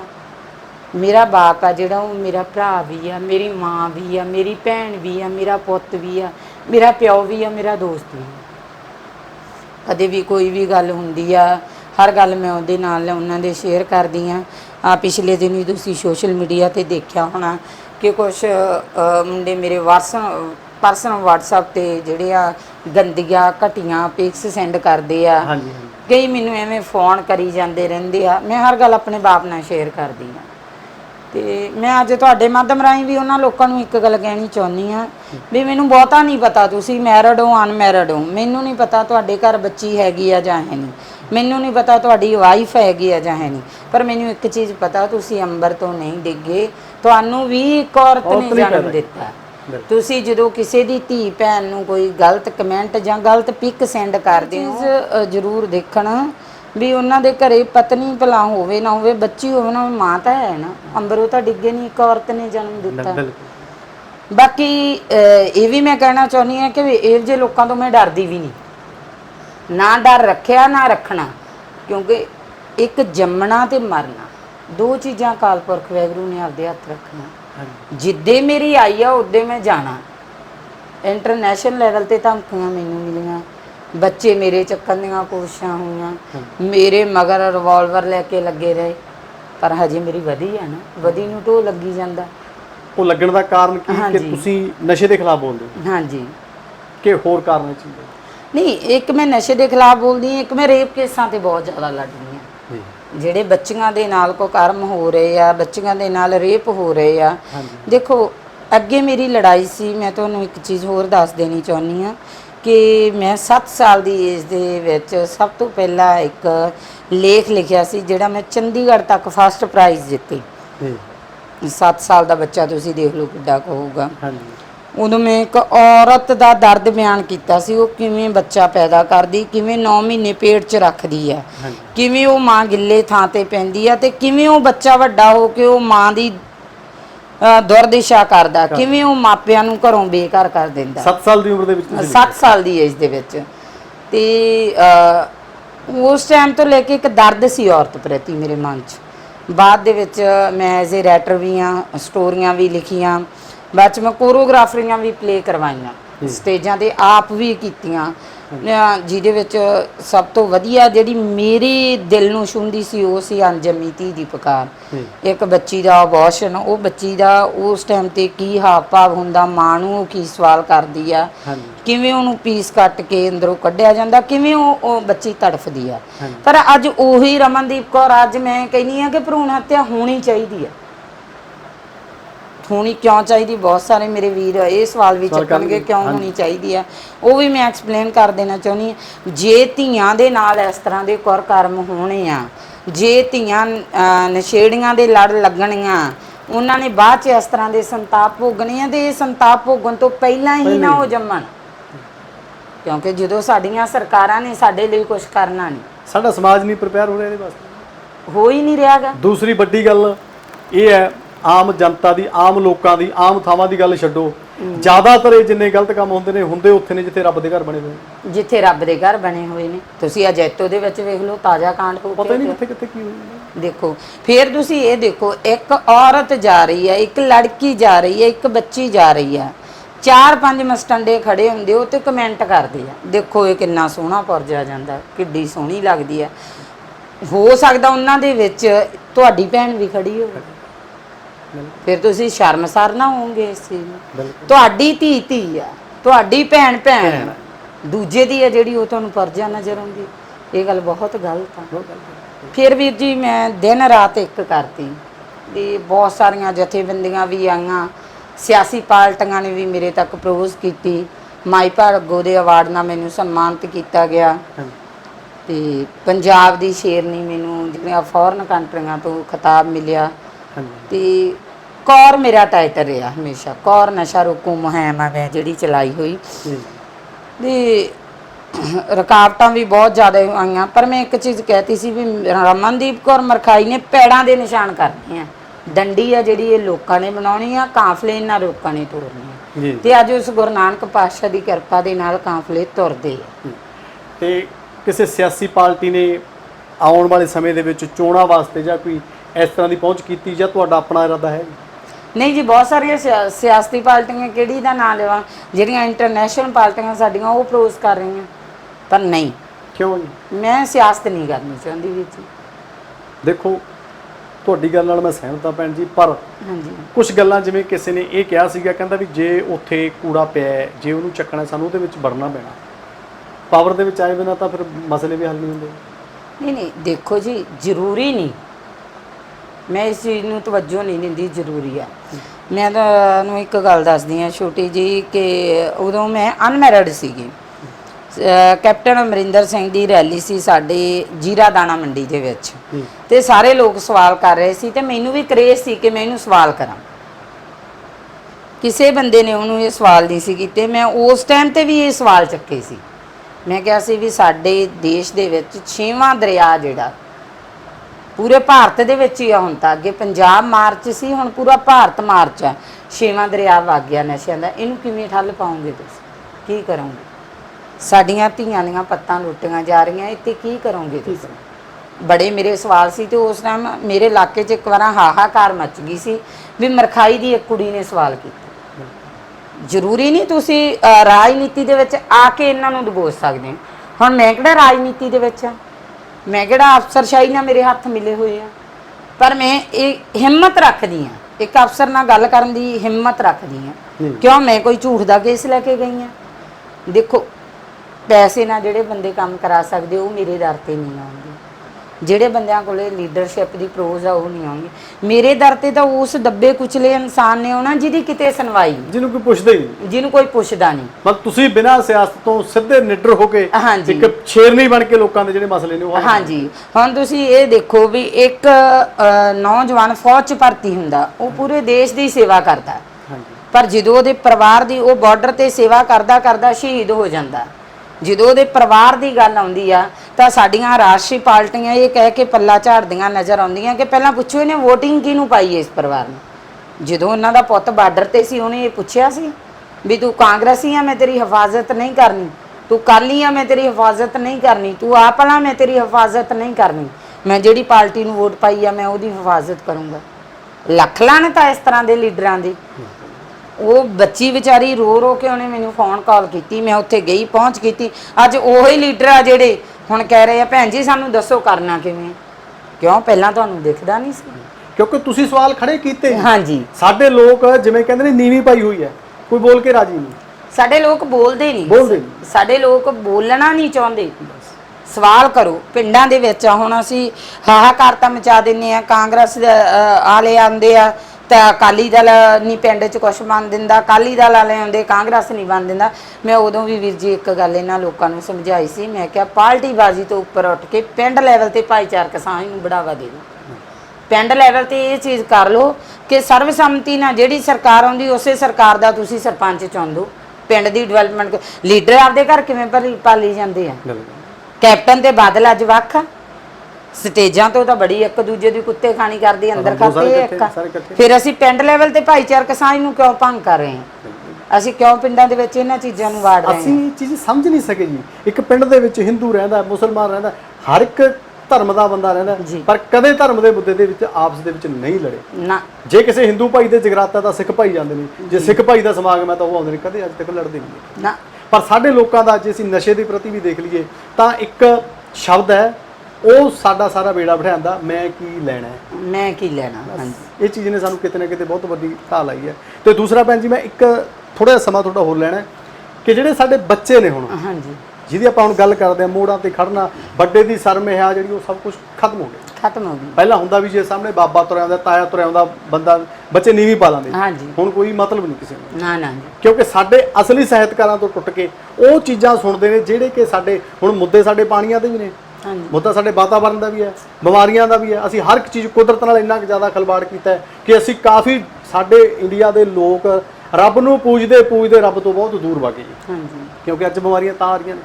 ਪਰ ਸਾਡੇ ਬੱਚਿਆਂ ਦਾ ਜਿਹੜਾ ਉਹ ਹੈ, ਇਹ ਇਹਦੇ ਵਾਸਤੇ ਕੌਣ ਜ਼ਿੰਮੇਵਾਰ ਹੈ ਜੀ? ਜਿਹੜੇ ਅਸਲ ਚੀਜ਼ ਨੂੰ ਨਹੀਂ ਸੁਣਦੇ, ਜਿਹੜੀਆਂ ਸਾਡੇ ਜ਼ਿੰਮੇਵਾਰੀਆਂ ਨੇ, ਕਦਰਾਂ ਕੀਮਤਾਂ ਨੇ, ਉਹਦੇ ਤੋਂ ਕਾਫੀ ਜ਼ਿਆਦਾ ਪਿੱਛੇ ਵਗ ਗਏ। ਇੱਕ ਸਿਰਫ ਬਦਮਾਸ਼ੀ ਝਲਕਦੀ ਆ ਉਹਨਾਂ ਦੇ ਵਿੱਚੋਂ, ਉਹ ਗੀਤਾਂ ਨੂੰ ਦੇਖ ਕੇ ਜਾਂ ਕਿਵੇਂ। ਦੇਖੋ ਜੀ, ਮੈਂ ਇੱਕ ਗੱਲ ਕਹੂੰਗੀ, ਜੇ ਸਾਡੇ ਬੱਚਿਆਂ ਦੀ ਜੜ ਕੱਢੀ ਹੈ ਨਾ, ਤੇ ਸਾਡੇ ਇੰਟਰਨੈਟ ਸਿਸਟਮ ਨੇ ਕੱਢੀ ਹੈ। ਕਿਉਂਕਿ ਇੰਟਰਨੈਟ ਟੈਕਨੋਲੋਜੀ ਉਨੀ ਦੇਰ ਤੱਕ ਸੇਫ ਆ ਸਾਡੇ ਲਈ ਜਿੰਨੀ ਦੇਰ ਤੱਕ ਇਹਦੀ ਵਰਤੋਂ ਆ। ਜਦੋਂ ਇਹਦੀ ਦੁਰਵਰਤੋਂ ਹੋਣ ਲੱਗ ਜਾਂਦੀ ਆ, ਹੁਣ ਤੁਸੀਂ ਦੇਖੋ ਅੱਗੇ ਜਿਹੜੇ ਗਾਇਕ ਸੀ ਉਹ ਪਹਿਲਾਂ ਕੈਸਟ ਕਢਾਉਂਦੇ ਸੀ, ਪਹਿਲਾਂ ਉਹ ਹਜ਼ਾਰਾਂ ਰੁਪਈਆ ਉੱਤੇ ਖਰਚ ਕਰਦੇ ਸੀ, ਫਿਰ ਉਹ ਕੈਸਟ ਮਾਰਕੀਟਿੰਗ ਦੇ ਵਿੱਚ ਆਉਂਦੀ ਸੀ, ਫਿਰ ਕੋਈ ਜਿਹਦਾ ਜੇਬ ਭਾਰ ਚੱਲਦੀ ਸੀ ਉਹ ਲਿਆਉਂਦਾ ਸੀ ਤੇ ਸੁਣਦਾ ਸੀ। ਅੱਜ ਕੱਲ ਉਹ ਮਗਰੋਂ ਗਾਣਾ ਰਿਲੀਜ਼ ਕਰਦੇ ਆ, ਪਹਿਲਾਂ ਚੱਕ ਕੇ ਸੋਸ਼ਲ ਮੀਡੀਆ ਤੇ ਵਾਇਰਲ ਕਰ ਦਿੰਦੇ ਆ, ਤੇ ਉਦੋਂ ਗਾਂ ਸਾਡੀ ਮੰਡੀਰ ਉਦੋਂ ਵੀ ਚੱਕਵੀਂ ਹੋ ਗਈ। ਲੈ ਆ ਕੀ ਤੁਹਾਡਾ ਪ੍ਰਾਹੁਣਾ ਆ ਗਿਆ, ਲੱਖ ਲਾਣਾ ਤਾਂ ਸਾਰੇ ਸਮਾਜ ਦਾ ਪ੍ਰਾਹੁਣਾ। ਉਹ ਕਿੱਡਾ ਗਲਤ ਮੈਸੇਜ ਗਿਆ ਇਸ ਸੌਂਗ ਦਾ। ਅੱਛਾ, ਫਿਰ ਜੱਟ ਜਿੱਤੂਗਾ ਜੰਗ ਹਥਿਆਰਾਂ ਨਾਲ। ਕਿਹੜੇ ਹਥਿਆਰ ਰਹਿ ਗਏ ਤੁਹਾਡੇ ਕੋਲ? ਅੱਜ ਤੁਸੀਂ ਫੌਜ ਦੀ ਨੌਕਰੀ ਤੇ ਲਈ ਅਪਲਾਈ ਕਰ ਲਓ, ਤੁਹਾਡੇ ਤੋਂ ਰੇਸ ਨਹੀਂ ਨਿਕਲਣੀ। ਅੱਜ ਤੁਸੀਂ ਪੰਜਾਬ ਪੁਲਿਸ ਜੁਆਇਨ ਕਰ ਲਓ, ਤੁਹਾਡੇ ਤੋਂ ਰੇਸ ਨਹੀਂ ਨਿਕਲਣੀ, ਤੁਹਾਡੇ ਤੋਂ ਛਾਲ ਨਹੀਂ ਵੱਜਣੀ। ਤੁਸੀਂ ਉਹ ਪੰਜਾਬੀ ਨਹੀਂ ਰਹਿ ਗਏਗੇ ਜਿਹੜੇ ਪੰਜਾਬੀ ਦੁੱਧ ਮੱਖਣਾਂ ਦੇ ਨਾਲ ਪਲੇ ਸੀ। ਤੁਸੀਂ ਉਹ ਪੰਜਾਬੀ ਨਹੀਂ ਰਹਿ ਗਏ ਜਿਹੜੇ ਪੰਜਾਬੀਆਂ ਨੇ ਪਹਿਲਵਾਨੀ ਕੀਤੀ ਸੀ। ਤੁਸੀਂ ਉਹ ਪੰਜਾਬੀ ਨਹੀਂ ਰਹਿ ਗਏ ਜਿਹੜੇ ਪੰਜਾਬੀ ਬਾਬਿਆਂ ਦਾਦਿਆਂ ਦੀਆਂ ਕਹਾਣੀਆਂ ਸੁਣ ਕੇ ਵਿਰਾਸਤ ਦੇ ਵਿੱਚੋਂ ਉਸ ਡੋਲ ਸਰੀਰ ਪ੍ਰਾਪਤ ਕੀਤੇ ਸੀ ਜਿਨ੍ਹਾਂ ਨੇ। ਅੱਜ ਕੱਲ ਤੁਸੀਂ ਇਹ ਵੇਲੋ ਵੀ ਦਾਦਾ ਬੈਠਾ ਨਾ ਐਂ ਝਾਕਦਾ ਹੁੰਦਾ ਜਿਵੇਂ ਕੋਈ ਉੱਲੂ ਝਾਕਦਾ, ਤੇ ਪੋਤਾ ਕੰਨਾਂ ਦੇ ਵਿੱਚ ਲਾਈਆਂ ਹੁੰਦੀਆਂ ਟੂਟੀਆਂ, ਤੇ ਉਹ ਵਿਚਾਰਾ ਆਵਾਜ਼ਾਂ ਮਾਰਦਾ ਹੀ ਰਹਿ ਜਾਊਗਾ ਵੀ ਮੈਨੂੰ ਪਾਣੀ ਦਾ ਗਲਾਸ ਦੇ ਜਾ, ਪਰ ਪੋਤਾ ਨਹੀਂ ਸੌਂਦਾ। ਕਿਤੇ ਕੋਈ ਇਹ ਸਮਾਂ ਆਉਂਦਾ ਸੀ ਕਿਸੇ ਦੇ ਮਾਮੇ ਨਾਨੇ ਨੇ ਆਉਣਾ, ਉਡੀਕ ਰਹਿੰਦੀ, ਆਉਣਗੇ ਉਹਨਾਂ ਤੋਂ ਬਾਤਾਂ ਸੁਣਾਂਗੇ, ਉਹਨਾਂ ਤੋਂ ਕਹਾਣੀਆਂ ਸੁਣਾਂਗੇ। ਤੁਸੀਂ ਇਹ ਚੀਜ਼ ਦੇਖੋ ਵੀਰ ਜੀ, ਕੱਲ ਦੀਆਂ ਗੱਲਾਂ ਲੱਗਦੀਆਂ ਵੀ ਮੇਰੇ ਮਾਮਾ ਜੀ ਦੇ ਬੇਟੇ ਨੇ ਆਉਣਾ ਹੁੰਦਾ ਸੀ ਨਾ, ਤੇ ਸਾਨੂੰ ਚਾਹ ਚੜ ਜਾਂਦਾ ਸੀ। ਚਾਹ ਵੀ ਇੰਨਾ ਜ਼ਿਆਦਾ ਚੜਨਾ ਵੀ ਅਸੀਂ ਇੱਥੋਂ ਤੁਰਨਾ, ਸਾਰੇ ਟਿੱਬੇ ਗਾਹ ਕੇ ਸਾਰਾ ਕੁਝ ਅਮਰੂਦ ਤੋੜ, ਦੂਜੀਆਂ ਤੀਜੀਆਂ ਚੀਜ਼ਾਂ, ਲੁਕਣ ਮੀਟੀ ਖੇਡ ਕੁੜੀ, ਅਸੀਂ ਰਾਤ ਨੂੰ 9 ਵਜੇ ਘਰੇ ਵੜਨਾ। ਉਹ ਚਾਹ ਵੱਖਰਾ ਹੁੰਦਾ ਸੀ ਤੇ ਸਾਰਿਆਂ ਦੇ ਮੰਜੇ ਡੱਟੇ ਹੁੰਦੇ ਸੀ। ਜੇ ਇੱਕ ਦੇ ਘਰ ਦਾ ਪ੍ਰਾਹੁਣਾ ਉਹੀ ਤਾਂ ਮੈਂ ਗੱਲ ਕਰਦੀ ਹਾਂ ਵੀਰ ਜੀ। ਅੱਜ ਕੱਲ ਰਿਸ਼ਤੇ ਨਾਤੇ ਟੁੱਟ ਗਏ, ਪਿੰਡਾਂ ਦੀਆਂ ਭਾਈਚਾਰਕ ਸਾਂਝਾਂ ਖਤਮ ਹੋ ਗਈਆਂ। ਨਸ਼ੇ ਦਾ ਸਭ ਤੋਂ ਵੱਧ ਕਾਰਨ ਸਾਡੀਆਂ ਭਾਈਚਾਰਕ ਸਾਂਝਾਂ ਟੁੱਟਣਾ। ਰੇਪ ਕੇਸਾਂ ਦਾ ਸਭ ਤੋਂ ਵੱਡਾ ਕਾਰਨ ਆ ਸਾਡੇ ਜਿਹੜੇ ਫਿਜ਼ੀਕਲ ਐਜੂਕੇਸ਼ਨ ਆ ਜਿਹੜੀ ਉਹ ਡਿਵੈਲਪ ਨਾ ਹੋਣਾ। ਸਕੂਲਾਂ ਦੇ ਵਿੱਚ 8th ਕਲਾਸ ਦੇ ਵਿੱਚ ਜਿਹੜੀ ਫਿਜ਼ੀਕਲ ਐਜੂਕੇਸ਼ਨ ਹੋਣੀ ਚਾਹੀਦੀ ਆ, ਸਾਡੇ ਬੱਚਿਆਂ ਨੂੰ ਨੌਲੇਜ ਹੋਣੀ ਚਾਹੀਦੀ ਆ। ਫੋਰਨ ਕੰਟਰੀਆਂ ਕਿਉਂ ਸਾਡੇ ਨਾਲ ਫਾਰਵਰਡ ਆ? ਕਿਉਂਕਿ ਉਹ ਜਦੋਂ ਨੂੰ ਡੈਲਟ ਏਜ 'ਚ ਜਾਂਦੀਆਂ ਉਦੋਂ ਨੂੰ ਉਸ ਚੀਜ਼ ਨੂੰ ਦੇਖ ਚੁੱਕੀਆਂ ਹੁੰਦੀਆਂ, ਫਿਰ ਉਹ ਬਿਜ਼ਨਸਮੈਨ ਬਣਦੇ ਆ। ਅਸੀਂ ਕਹਿੰਦੇ ਆ ਗੋਰੇ ਬਹੁਤ ਫਾਰਵਰਡ ਆ। ਕਿਉਂ ਫਾਰਵਰਡ ਆ? ਕਿਉਂਕਿ ਉਹਨਾਂ ਦੇ ਫਿਜ਼ੀਕਲ ਐਜੂਕੇਸ਼ਨ ਆ ਜਿਹੜੀ ਉਹ ਮੁੱਢ ਤੋਂ ਸਟਾਰਟ ਕੀਤੀ, ਮੁੱਢ ਤੋਂ ਸਟਾਰਟ ਹੈ। ਦੂਸਰਾ ਇੰਟਰਨੈਟ ਤੱਕ ਕਾਰਡ ਵੀ ਉਹਨਾਂ ਦੀ ਵਰਤਦੇ ਵੀ ਆਪਣੇ ਨਾਲੋਂ ਜ਼ਿਆਦਾ ਨੇ, ਪਰ ਉਹ ਉੱਥੇ ਵਰਤਦੇ ਨੇ ਜਿੱਥੇ ਲੋੜ ਹੈ। ਸਲੀਕਾ ਇੱਕ ਵਰਤਦਾ, ਸਲੀਕਾ ਇੱਕ ਤਰੀਕਾ ਉਹਨਾਂ ਕੋਲ, ਤਰੀਕਾ ਉਹਨਾਂ ਕੋਲ। ਤੇ ਪਰ ਜੇ ਅਸੀਂ ਗੱਲ ਕਰੀਏ ਸਾਡੇ ਤਾਂ ਉਹ ਕਹਿੰਦੇ ਨੇ ਨਾ, ਜੱਟ ਦੇ ਹੱਥ ਜਿਹੜਾ ਕੁਛ ਆ ਗਿਆ ਤੇ ਉਹ ਬਸ ਉਹ ਖਤਮ ਹੋ ਕੇ ਹੀ ਹਟੂਗਾ। ਤੇ ਅੱਜ ਜੇਕਰ ਅਸੀਂ ਦੇਖੀਏ ਵੀ ਰਿਸ਼ਤੇਦਾਰ ਕਿਸੇ ਦਾ ਆਇਆ ਹੋਵੇ ਨਾ, ਤੇ ਪਹਿਲੀ ਗੱਲ ਤਾਂ ਉਹ ਦਰਵਾਜ਼ਾ ਹੀ ਬੰਦ ਕਰ ਲੈਣਗੇ ਵੀ ਸਾਡੇ ਘਰੇ ਪ੍ਰਾਹੁਣੇ ਆਏ ਤੇ ਗਵਾਂਢੀ ਨਾ ਜੀ। ਹਾਂਜੀ, ਅੱਜ ਅਸੀਂ ਇੱਥੋਂ ਕੁ ਤੱਕ ਟੁੱਟ ਚੁੱਕੇ ਹਾਂ। ਪਰ ਇੱਕ ਟਾਈਮ ਉਹ ਵੀ ਹੁੰਦਾ ਸੀਗਾ ਜਦੋਂ ਬੋੜਾਂ ਸੱਥ ਦੇ ਵਿੱਚ ਬੋੜ ਲੱਗੇ ਹੁੰਦੇ ਸੀ, ਸਿਆਣੇ ਬਜ਼ੁਰਗ ਬੈਠੇ ਹੁੰਦੇ ਸੀ, ਜਵਾਕ ਕੋਲੇ ਗੁੱਲੀ ਡੰਡਾ ਖੇਡਦੇ ਹੁੰਦੇ ਸੀ। ਅੱਜ ਉਹ ਚੀਜ਼ ਨਾ ਐਂ ਇੱਕ ਸੁਪਨਾ ਜਿਹਾ ਬਣ ਕੇ ਰਹਿ ਗਿਆ। ਜੇ ਉਹਨਾਂ ਚੀਜ਼ਾਂ ਨੂੰ ਤੁਸੀਂ ਮੁੜ ਤੋਂ ਸਰਜੀਤ ਕਰੋਗੇ ਤਾਂ ਤੁਹਾਡਾ ਉਜਲਾ ਭਵਿੱਖ ਹੈ। ਦੇਖੋ ਅੱਜ ਅਸੀਂ ਆਕਸੀਜਨ ਨੂੰ ਭਟਕਦੇ ਫਿਰਦੇ ਹਾਂ ਕਰੋਨਾ ਦੇ ਦੌਰ ਦੇ ਵਿੱਚ। ਅੱਗੇ ਪੈਰ ਪੈਰ ਤੇ ਦਰਖਤ ਸੀ, ਇੱਕ ਵਿਹੜੇ ਦੇ ਵਿੱਚ ਬਹੁਤੇ ਨਹੀਂ ਨਾ, ਤੇ ਮੇਰੀ ਸੁਰਤ ਦੇ ਵਿੱਚ ਹੀ ਤੂਤ, ਨਿੰਮ ਤੇ ਪਿਲਕਣ, 3 ਚੀਜ਼ਾਂ ਇੱਕ ਵਿਹੜੇ ਦੇ ਵਿੱਚ ਹੁੰਦੀਆਂ ਸੀ। ਅੱਜ ਘਰ ਪੱਕੇ ਹੋ ਗਏ, ਪਰ ਲੋਕ ਆ ਜਿਹੜੇ ਉਹ ਬਦਦਮਾਗ ਹੋ ਗਏ। ਅੱਗੇ ਘਰ ਕੱਚੇ ਸੀ, ਲੋਕ ਆਪਦੀ ਔਕਾਤ 'ਚ ਰਹਿੰਦੇ ਸੀ। ਅੱਗੇ ਕਿਸੇ ਦੇ ਮੈਲਾ ਕੁੜਤਾ ਪਾਇਆ ਹੋਣਾ ਨਾ, ਤੇ ਜਦੋਂ ਉਹਦੀ ਇੰਟਰੋਡਿਊਸ ਕਰਾਉਣਾ ਉਹਨੂੰ ਕਿਸੇ ਦੇ ਨਾਲ, ਕਹਿਣਾ ਜੀ ਇਹ 80 ਕਿੱਲਿਆਂ ਦਾ ਮਾਲਕ ਆ, ਇਹ ਇੰਨਿਆਂ ਦਾ ਮਾਲਕ ਆ। ਤੇ ਅੱਜ ਚਿੱਟੇ ਬਰਫ ਵਰਗੇ ਕੱਪੜੇ ਪਾਏ ਹੋਣਗੇ, ਤੇ ਜਦੋਂ ਦਾ ਬੈਕਗ੍ਰਾਉਂਡ ਚੈੱਕ ਕਰੀਦਾ ਜੀ ਇਹ ਇੰਨੇ ਲੱਖ ਦਾ ਕਰਜ਼ਾਈ ਹੈ, ਇੰਨੇ ਕਰੋੜ ਦਾ ਕਰਜ਼ਾ। ਇਹ ਮਾਹੌਲ ਅਸੀਂ ਆਪ ਹੀ ਕ੍ਰੀਏਟ ਕੀਤਾ, ਸਾਡੇ ਲੋਕਾਂ ਨੇ ਕ੍ਰੀਏਟ ਕੀਤਾ। ਬਿਲਕੁਲ ਜੀ, ਬਿਲਕੁਲ। ਅੱਗੇ ਸੀਰੀ ਸਾਂਝੀ ਹੁੰਦਾ ਸੀਗਾ ਸਾਡੇ ਨਾਲ, ਉਹਨੂੰ ਭਰਾਵਾਂ ਵਾਂਗੂ ਰੱਖਿਆ ਜਾਂਦਾ ਸੀ। ਦਿਨ ਦਿਹਾੜ ਆਉਂਦਾ ਸੀ, ਆਪਦੇ ਘਰੇ ਮਗਰੋਂ ਖਾਂਦੇ ਸੀ। ਮੇਰੀ ਦਾਦੀ ਦੀ ਇਹ ਸਿੱਖਿਆ ਸਾਡੇ ਵੇਖਣ ਦੀਆਂ ਗੱਲਾਂ ਵੀ ਸਾਡੇ ਇੱਕ ਤਾਈ ਹੁੰਦੀ ਸੀ ਗੋਹੇ ਕੂੜੇ ਵਾਲੀ ਲੱਗੀ, ਤੇ ਸਾਡਾ ਪਿਆਰ ਹਜੇ ਤੱਕ ਗਾਂ ਉਹਦੇ ਬੱਚਿਆਂ ਨਾਲ ਸਾਡੀਆਂ ਪੀੜ੍ਹੀਆਂ 'ਚ ਚੱਲ ਰਿਹਾ। ਤੇ ਉਹ ਦਾਦੀ ਮਾਂ ਨੇ ਨਾ ਚੀਜ਼ ਕੱਢ ਕੇ ਰੱਖ ਲੈਣੀ, ਤੇ ਜੇ ਅਸੀਂ ਕਹਿਣਾ ਦਾਦੀ ਇਹ, ਉਹਨੇ ਕਹਿਣਾ ਤੁਹਾਡੀ ਤਾਈ ਆਊਗੀ, ਬਜ਼ੁਰਗ ਆ, ਪਹਿਲਾਂ ਉਹਨੂੰ ਦੇਵਾਂਗੇ ਫਿਰ ਤੁਸੀਂ ਖਾਓ। ਇੱਕ ਪਰਿਵਾਰ ਦਾ ਮੈਂਬਰ ਸਮਝਦੇ ਸੀ, ਇੱਕ ਫੈਮਿਲੀ ਮੈਂਬਰ ਦੀ ਤਰ੍ਹਾਂ ਹੁੰਦਾ ਸੀ, ਇੱਕ ਫੈਮਿਲੀ ਦਾ ਹਿੱਸਾ ਹੁੰਦਾ ਸੀ। ਤੇ ਅੱਜ ਵੇਖ ਲਓ ਤੁਸੀਂ, ਅੱਜ ਦੇ ਜਿਹੜੇ ਲੋਕ ਆ ਉਹ ਕਹਿੰਦੇ ਹੁੰਦੇ ਓਏ ਤੂੰ ਵੱਟ ਘੜਤੀ ਜੀ, ਚੱਲ ਆ ਚੱਕ ਪੈਸੇ ਤੇ ਤੁਰਦਾ ਲੱਗ। ਪਰ ਮੈਂ ਬੜੇ ਮਾਣ ਨਾਲ ਇਹ ਚੀਜ਼ ਕਹਿ ਸਕਦੀ, ਮੇਰੀ ਫੈਮਿਲੀ ਦੇ ਵਿੱਚ ਅੱਜ ਵੀ ਉਹ ਚੀਜ਼ ਆ, ਜਿਹੜੀ ਥਾਲੀ 'ਚ ਅਸੀਂ ਰੋਟੀ ਖਾਵਾਂਗੇ ਉਸੇ 'ਚ ਹੀ ਸਾਡਾ ਸਾਂਝੀ ਖਾਓ ਜੀ। ਬਹੁਤ ਵਧੀਆ ਸੋਚ ਹੈ। ਤੇ ਮੈਂ ਚਾਹੁੰਦੀ ਹਰ ਇੱਕ ਦੀ ਸੋਚ ਇਦਾਂ ਦੀ ਹੋਵੇ। ਹਰ ਧੀ ਨੂੰ ਉੱਠਣਾ ਚਾਹੀਦਾ, ਹਰ ਧੀ ਨੂੰ ਬਗਾਵਤ ਕਰਨੀ ਪਊਗੀ, ਲੜਨਾ ਪਊਗਾ। ਆ ਮਤ ਇਹ ਸੋਚਣਾ ਜਿਹੜੀਆਂ ਕੁੜੀਆਂ ਘਰਾਂ ਤੋਂ ਭੱਜ ਕੇ ਵਿਆਹ ਕਰਾ ਲੈਂਦੀਆਂ ਜਾਂ ਕਿੱਦਾਂ ਦੀਆਂ ਕੀ ਕੁਛ ਕਰੀ ਜਾਂਦੀਆਂ। ਇੱਥੇ ਹੋਰ ਵੀ ਦੇਖ ਰਹੇ ਨਾ ਜੀ, ਇੱਥੋਂ ਪੈਸੇ ਲਾ ਕੇ ਬਾਹਰ ਜਾ ਕੇ ਵਿਆਹ ਕਰਾ, ਉੱਤੇ ਫੋਨ ਬੰਦ ਕਰ ਲੈਣਾ, ਜਾਂ ਇੱਥੋਂ ਵਾਲੇ ਵਿਚਾਰੇ ਇਕੱਲੇ ਮਾਵਾਂ ਦੇ ਪੁੱਤ ਜਿਹੜੇ ਉਹ ਸੁਸਾਈਡ ਕਰ ਲੈਂਦੇ। ਇਹ ਚੀਜ਼ਾਂ ਗਲਤ ਆ। ਉੱਥੇ ਮੈਂ ਮੁੰਡਿਆਂ ਨੂੰ ਵੀ ਕਹਿੰਦੀ ਹਾਂ, ਤੁਸੀਂ ਕੁੜੀਆਂ ਨਾਲੋਂ ਘੱਟ ਨਹੀਂ, ਕੋ ਐਜੂਕੇਸ਼ਨ ਲਓ, ਡਿਵੈਲਪ ਹੋ, ਆਪ ਆਈਲੈਟਸ ਕਰੋ, ਆਪਦੇ ਪੈਰਾਂ ਤੇ ਸਟੈਂਡ ਹੋ ਕੇ ਜਾਓ। ਬਿਲਕੁਲ ਬਿਲਕੁਲ ਜੀ। ਇੱਥੋਂ ਉੱਥੇ ਜਾ ਕੇ ਜਦੋਂ ਬਦਲ ਜਾਂਦੇ, ਉਹਨਾਂ ਦਾ ਮਨ ਬਦਲ ਗਿਆ, ਤਾਂ ਇੱਥੋਂ ਆ ਕੇ ਬਾਅਦ 'ਚ ਫੋਨ ਬੰਦ ਮਗਰੋਂ ਵਿਚਾਰੇ ਤੜਫਦੇ ਰਹਿੰਦੇ। ਹਾਂਜੀ। ਸੋ ਹੋਰ ਸਾਡੇ ਸਮਾਜ ਪ੍ਰਤੀ ਤੁਸੀਂ ਕੀ ਕਹਿਣਾ ਚਾਹੁੰਦੇ ਹੋ ਜੀ? ਕਿਉਂਕਿ ਤੁਸੀਂ ਪੂਰਾ ਪੰਜਾਬ ਸਮਾਜ ਦੇ ਵਿੱਚ ਵਿਚਰਦੇ ਹੋ, ਲੋਕਾਂ ਦੇ ਦਰਦਾਂ ਨੂੰ ਸੁਣਦੇ ਹੋ, ਸਮਝਦੇ ਹੋ, ਕਿਉਂਕਿ ਉਸ ਤੋਂ ਪਹਿਲਾਂ ਤੁਸੀਂ ਆਪਣੇ ਪਿੰਡ ਤੇ ਹੰਢਾਏ ਹੋ। ਤੇ ਹੋਰ ਸਾਡੇ ਸਮਾਜ ਪ੍ਰਤੀ, ਸਾਡੇ ਬੱਚਿਆਂ ਪ੍ਰਤੀ, ਬੱਚੀਆਂ ਪ੍ਰਤੀ ਕੀ ਮੈਸੇਜ ਦੇਣਾ ਚਾਹੁੰਦੇ ਹੋ? ਮੈਂ ਤਾਂ ਇਹੀ ਕਹਿਣਾ ਚਾਹੁੰਦੀ ਹਾਂ ਜੀ, ਜਦੋਂ ਮੈਂ ਸਭ ਤੋਂ ਪਹਿਲਾਂ ਸਮਾਜ ਸੇਵਾ ਸ਼ੁਰੂ ਕੀਤੀ ਸੀ, ਇੱਕ ਭਰੂਣ ਹੱਤਿਆ ਤੋਂ ਕੀਤੀ ਸੀ, ਫਿਰ ਮੈਂ ਉਹ ਅੱਗ ਨੂੰ ਸੇਕਿਆ। ਇਹ ਮਤ ਸੋਚਿਆ ਜੇ ਵੀ ਜੇ ਅੱਗ ਮੇਰੇ ਘਰ ਨੂੰ ਲੱਗੀ ਆ ਨਾ, ਇਹ ਜਿੱਦੇ ਹਵਾ ਦਾ ਬੁੱਲਾ ਆ, ਇਹਨੇ ਪਤਾ ਨਹੀਂ ਕਿੰਨੇ ਘਰ ਸਾੜਨੇ ਆ। ਠੀਕ ਹੈ। ਨਸ਼ੇ ਦਾ ਆ ਗਿਆ, ਨਸ਼ੇ ਤੋਂ ਬਾਅਦ ਵਿਕਟਮ ਪਰਿਵਾਰਾਂ ਦਾ ਆ ਗਿਆ, ਰੇਪ ਕੇਸਾਂ ਦਾ ਆ ਗਿਆ। ਜਦੋਂ ਤੁਸੀਂ ਸਮਾਜ ਦੇ ਵਿੱਚ ਵਿਚਰੋਗੇ ਨਾ, ਪੈਰ ਧਰੋਗੇ, ਫਿਰ ਤੁਹਾਨੂੰ ਪਤਾ ਲੱਗੂ ਸਾਡਾ ਸਮਾਜ ਕਿੰਨਾ ਕਰਪਟ ਹੋ ਚੁੱਕਿਆ। ਸੋ ਹਰ ਮੁੱਦੇ ਤੇ ਲੜਾਈ ਲੜਿਆ ਕਰੋ। ਇੰਟਰਨੈਟ ਆ ਜਿਹੜਾ ਉਹਨੂੰ ਲੋੜ ਮੁਤਾਬਕ ਵਰਤੋ, ਬਜ਼ੁਰਗਾਂ ਦੇ ਵਿੱਚ ਬਹਿਣੀ ਉੱਠਣੀ ਕਰੋ, ਸੱਥਾਂ ਦੀਆਂ ਰੌਣਕਾਂ ਨੂੰ ਵਧਾਓ, ਭਾਈਚਾਰਕ ਸਾਂਝ ਲਿਆਓ। ਜੇ ਤੁਸੀਂ ਚਾਹੁੰਦੇ ਆ ਸਾਡਾ ਪੰਜਾਬ ਜਿਹੜਾ ਖੁਸ਼ਹਾਲ ਪੰਜਾਬ ਰਵੇ, ਵੱਧ ਤੋਂ ਵੱਧ ਰੁੱਖ ਲਗਾਓ, ਤੇ ਉਹਨਾਂ ਰੁੱਖਾਂ ਨੂੰ ਵੀ ਆਪਦੇ ਧੀਆਂ ਪੁੱਤਾਂ ਵਾਂਗੂ ਕਰੋ। ਤੇ ਸੋ ਮੇਰਾ ਲਾਸਟ ਤੇ ਇਹੀ ਮੈਸੇਜ ਆ, ਬੱਚੀਆਂ ਨੂੰ ਇਹ ਮੈਸੇਜ ਆ ਵੀ ਭੈਣੋ ਮੇਰੀ, ਉਹ ਅੰਦਰ ਘੁੱਟ ਕੇ ਜੀਣ ਨਾਲੋਂ ਚੰਗਾ ਆਵਾਜ਼ ਨੂੰ ਬੁਲੰਦ ਕਰੋ। ਅੱਜ ਇੱਕ ਰਮਨਦੀਪ ਉੱਠੀ ਆ, ਅਨੇਕਾਂ ਰਮਨਦੀਪ ਬਣੋ। ਕਿਉਂਕਿ ਦੇਖੋ ਕਹਿੰਦੇ ਜਿਹੜਾ ਘੜਿਆ ਉਹਨੇ ਫੁੱਟਣਾ, ਜਿਹੜਾ ਆਇਆ ਉਹਨੇ ਜਾਣਾ। ਜਾਣਾ। ਬਿਲਕੁਲ। ਇਹ ਰਮਨਦੀਪ ਕੌਰ ਨੇ ਤਾਂ ਸਦਾ ਬੈਠੀ ਨਹੀਂ ਰਹਿਣਾਗਾ, ਪਰ ਇਸ ਤਰ੍ਹਾਂ ਦੀਆਂ ਅਨੇਕਾਂ ਰਮਨਦੀਪ ਉੱਠੋ ਤਾਂ ਜੋ ਮੇਰੇ ਜਾਣ ਤੋਂ ਬਾਅਦ ਜਿਹੜੀ ਖਾਲੀ ਜਗ੍ਹਾ ਉਹ ਤੁਸੀਂ ਲੋਕ ਭਰ ਸਕੋ। ਇੰਨੀਆਂ ਕੁ ਮੇਰੀਆਂ ਬੇਨਤੀਆਂ ਪ੍ਰਵਾਨ ਕਰਨੀਆਂ। ਵਾਹਿਗੁਰੂ ਜੀ ਕਾ ਖਾਲਸਾ, ਵਾਹਿਗੁਰੂ ਜੀ ਕੀ ਫਤਿਹ। ਸੋ ਦੋਸਤੋ, ਅੱਜ ਆਪਾਂ ਨੇ ਸਾਡੇ ਸਮਾਜ ਦੀ ਇੱਕ ਉਸ ਔਰਤ ਦੇ ਨਾਲ, ਉਸ ਧੀ ਦੇ ਨਾਲ, ਉਸ ਭੈਣ ਦੇ ਨਾਲ ਗੱਲਬਾਤ ਕੀਤੀ ਜਿਹਨੇ, ਜੋ ਅਸੀਂ ਅਕਸਰ ਸੁਣਦੇ ਹਾਂ, ਵੇਖਦੇ ਹਾਂ ਕਿ ਸਾਡੇ ਸਮਾਜ ਦੇ ਵਿੱਚ ਨਸ਼ਿਆਂ ਨੇ ਸਾਡੇ ਜਵਾਨਾਂ ਦਾ, ਸਾਡੇ ਕਿਸ ਤਰ੍ਹਾਂ ਘਰ ਗਲ ਰਹੇ ਨੇ, ਕਿਸ ਤਰ੍ਹਾਂ ਇਕੱਲੇ ਇਕੱਲੇ ਮਾਂ ਦੇ ਪੁੱਤ, ਧੀ ਦਾ ਬਾਪ, ਪਤਨੀ ਦਾ ਪਤੀ ਕਿਸ ਤਰ੍ਹਾਂ ਇਸ ਦੁਨੀਆ ਤੋਂ ਜਾ ਰਹੇ ਨੇ। ਕਿ ਆਓ ਆਪਾਂ ਵੀ ਸੁਚੇਤ ਹੋਈਏ। ਸੋ ਇਸ ਭੈਣ ਨੇ ਸਾਰਾ ਕੁਝ ਪਿੰਡੇ ਤੇ ਹੰਢਾਇਆ, ਪਰ ਇਸ ਕਰਕੇ ਇਹ ਹੋਕਾ ਲੈ ਕੇ ਚੱਲੀ ਹੈ ਕਿ ਸਾਡੇ ਸਮਾਜ ਦੀਆਂ ਧੀਆਂ ਨੇ ਉਹ ਆਪੋ ਆਪਣੇ ਹੱਕਾਂ ਪ੍ਰਤੀ, ਸਾਡੇ ਸਮਾਜ ਦੇ ਵਿੱਚ ਹੋ ਰਹੀਆਂ ਕੁਰੀਤੀਆਂ ਪ੍ਰਤੀ ਜਾਗਰਤ ਹੋਣ, ਅੱਗੇ ਹੋ ਕੇ ਇਸ ਲੜਾਈ ਨੂੰ ਲੜਨ, ਤਾਂ ਕਿ ਅਸੀਂ ਸਾਡੇ ਇਸ ਸਮਾਜ ਨੂੰ, ਸਾਡੇ ਰੰਗਲੇ ਪੰਜਾਬ ਨੂੰ, ਪਹਿਲਾਂ ਵਾਲਾ ਪੰਜਾਬ ਹੈ ਜਿਹੜਾ ਹੱਸਦਾ ਵਸਦਾ ਰੰਗਲਾ ਪੰਜਾਬ ਬਣਾ ਲਈਏ। ਸੋ ਅਗਲੀ ਵਾਰੀ ਕਿਸੇ ਹੋਰ ਵਿਸ਼ੇ ਤੇ, ਕਿਸੇ ਹੋਰ ਸ਼ਖਸੀਅਤ ਨਾਲ ਗੱਲ ਕਰਾਂਗੇ। ਵੇਖਦੇ ਰਹੋ ਰੰਗ ਪੰਜਾਬ ਦੇ YouTube ਚੈਨਲ। ਸਤਿ ਸ੍ਰੀ ਅਕਾਲ।